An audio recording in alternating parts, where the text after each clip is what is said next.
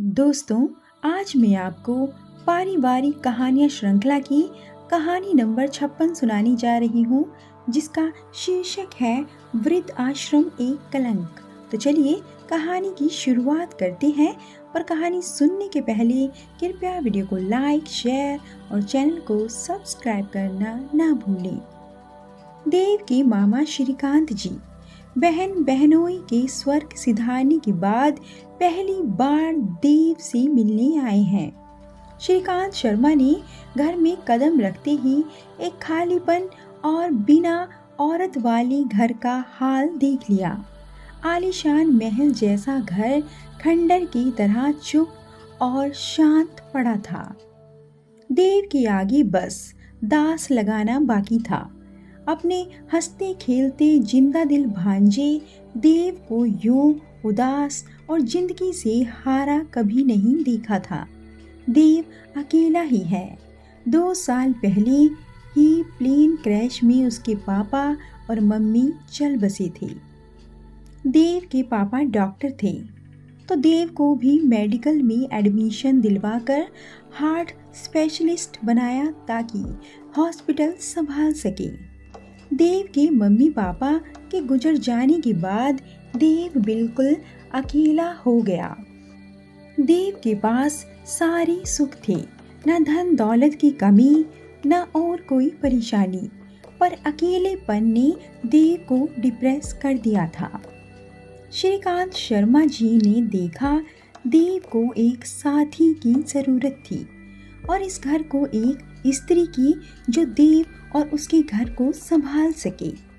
तो श्रीकांत शर्मा जी ने बिना देव से कुछ पूछे अपने साले की बेटी निवेदिता से देव की शादी की बात चलाई। निवेदिता सुंदर, सुशील और शालीन लड़की है। देव ने निवेदिता को देखा तो दोनों एक दूसरे को पसंद आ गए और चट मंगनी और पट ब्याह भी हो गया। अब देव थोड़ा खुश रहने लगा और घर भी जीवंत लगने लगा। देव और निवेदिता के कुछ दिन हंसी खुशी बीत गए। देव वापस हॉस्पिटल में बिजी हो गया, पर निवेदिता घर पर अकेली बोर हो जाती थी। पूरा दिन करती भी क्या, काम के लिए नौकर चाकर थे, टीवी भी कितना देखती। सब कुछ होते हुए अकेलापन महसूस करती थी।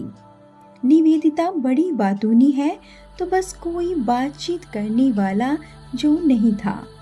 देव के घर आते ही फरियाद का पिटारा खोल देती थी। मैं क्या करूं, अकेली बोर हो जाती हूं, तुम जल्दी घर आया करो वगैरह। पर देव के सर पर इतनी बड़ी हॉस्पिटल संभालने की जिम्मेदारी थी, तो चाहकर भी निवेदिता को समय नहीं दे पाता था।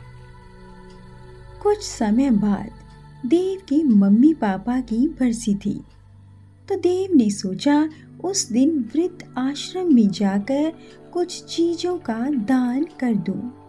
कुछ कपड़े या रोज उपयोग में आने वाली कुछ चीज़ें, साबुन, टूथपेस्ट, बेडशीट और जो वहाँ की ज़रूरत हो। और आज देव और निवेदिता सारी चीज़ें लेकर आ गए वृद्ध आश्रम। पर यहाँ वृद्धों की हालत देखकर दोनों की आंखें भर आई। देव और निवेदिता को एक साथ एक ही ख्याल आया। देव ने निवेदिता से कहा, तुम रोज फरियाद करती हो ना कि तुम अकेले बोर हो जाती हो, तो क्यों ना हम यहाँ से माँ बाप को अडॉप्ट करें। उनको घर मिल जाएगा और हमारी माँ बाप की कमी पूरी हो जाएगी और तुम्हें कंपनी भी मिल जाएगी। निवेदिता खुश होते हुए बोली, देव, तुमने मेरे मन की बात कह दी। बस अब जल्दी से माँ बाप को घर ले आते हैं। देव ने वृद्ध आश्रम के ट्रस्टी से बात की और जो 2 पति पत्नी थे उनको अडॉप्ट करने की इच्छा जताई। ट्रस्टी की आंखें भर आई और बोली, बेटा, आज तक यहाँ बेटे बहू माँ बाप को छोड़ने आया करते थे, आज पहली बार कोई बेटा बहू माँ बाप ले जाने के लिए आए हैं। इससे बड़ी खुशी की बात और क्या हो सकती है। मैं बहुत जल्दी जरूर एक कार्रवाई पूरी करके आपको सूचित करता हूँ। भगवान तुम जैसा बेटा बहू सबको दे। देव ने कहा, अंकल, मेरी नज़रों में वृद्ध आश्रम एक कलंक है। मुझ जैसे बिना माँ बाप वाले बेटे से माँ बाप की अहमियत पूछिए। कोई अपने जन्मदाता को यूं बेघर कैसे कर सकता है। बस कुछ ही दिनों में ट्रस्टी ने देव और निवेदिता को बुलाकर जीतू भाई और रीमा बहन को बतौर माँ बाप के रूप में देव और निवेदिता के साथ भेज दिया। आज एक वृद्ध दंपति को घर परिवार मिला है और एक बेटे बहू को माँ बाप का प्यार। सब हंसी खुशी रहते हैं। निवेदिता को खुश देखकर देव भी खुश है, दिल में एक संतोष लिए। जीतू भाई मन ही मन बोलते हैं, ऐसी सुबुद्धि भगवान सबको दे ताकि समाज से वृद्ध आश्रम जैसा कलंक नेस्तन नाबूद हो जाए। दोस्तों, कहानी कैसी लगी कमेंट करके अपने विचार ज़रूर बताएं और ऐसी अधिक कहानियों के लिए कृपया वीडियो को लाइक, शेयर और चैनल को सब्सक्राइब करना ना भूलें। धन्यवाद।